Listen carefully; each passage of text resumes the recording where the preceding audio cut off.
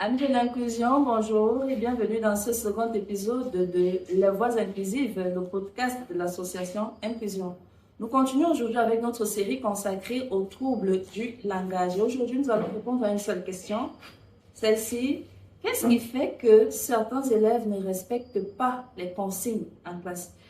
Comme vous le savez, nous avons un invité pour en parler, Monsieur Aïssi Noah Lucien, étudiant en Master 1 en handicap social et conseil. Bonjour, Monsieur Aïssi. Bonjour madame, Bienvenue une fois de plus. merci, le plaisir pour moi. Pour ajouter une composante à la présentation, je dirais que je suis également étudiant en acquisition pathologie du langage, Master 1 également. Il était important de le rappeler. Alors aujourd'hui, nous parlons des consignes et des troubles du langage. Alors dites-moi, qu'est-ce qui fait qu'un apprenant ne comprenne pas toujours, ne respecte pas toujours les consignes en classe? Il y a plusieurs raisons à cela, madame.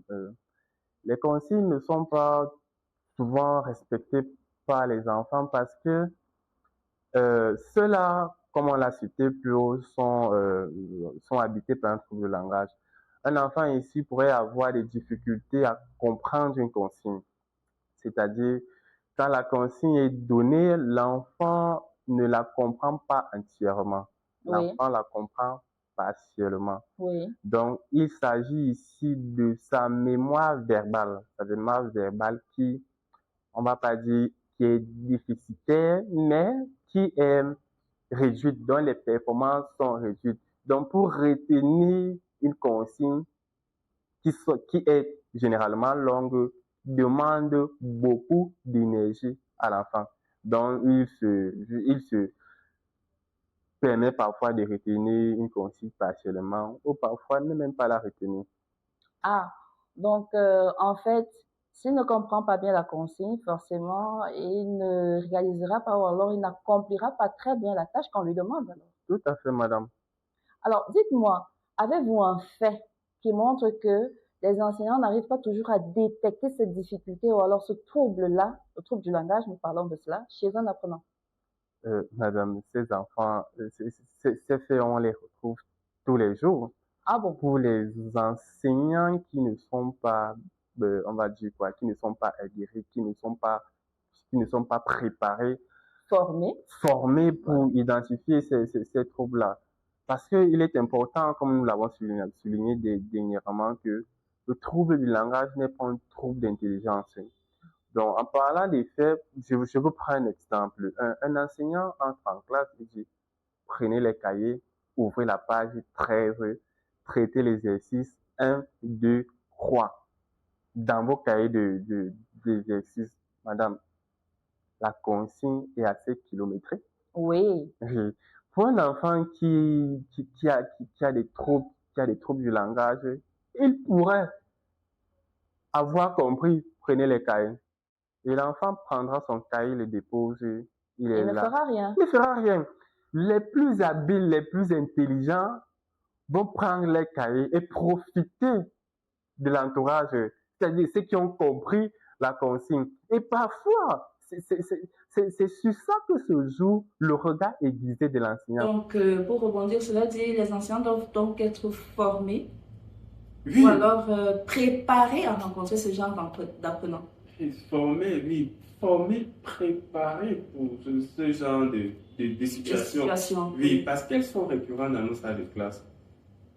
Vous savez, c'est vrai, hein, il faut être formé, il faut être préparé, mais c'est pas toujours évident avec le contexte quand on se retrouve dans une classe à effectif pléthorique.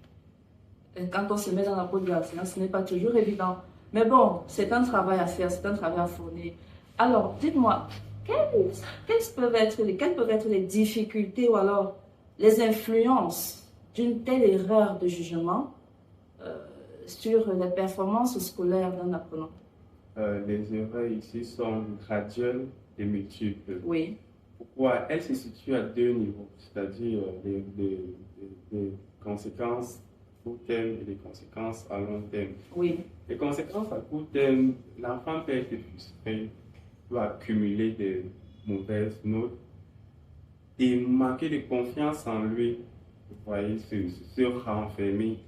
Les conséquences ici à long terme interviennent au niveau de la démotivation de l'élève.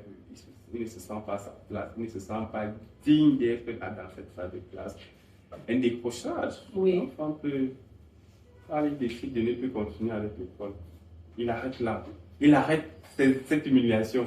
Vous voyez, il décide d'arrêter cette humiliation, ce supplice. Ce qu'il considère comme supplice, parce que la honte, vous savez, généralement, les enfants ne diront pas, presque jamais, qu'ils n'ont pas compris une consigne.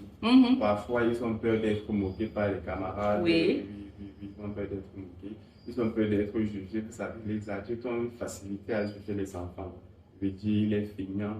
Il paresseux. Il est stupide. Voilà. Les enfants peuvent souvent se protéger de ça et rester mieux. Ils ne vont généralement pas exprimer leurs difficultés à comprendre les consignes. Donc leur silence, en fait, leur silence ou leur indifférence, ou même cette attitude réfractaire qui va naître, qui devient en fait comme une carapace pour se protéger des jugements. Alors, vos éclaircissements nous montrent que il y a des apprenants que nous avons abandonnés trop tôt parce qu'on n'a pas su comprendre leurs difficultés, parce qu'on n'a pas su les accompagner, parce qu'on n'a pas su s'adapter à leur fonctionnement. Merci, Monsieur Aïssi, pour votre disponibilité.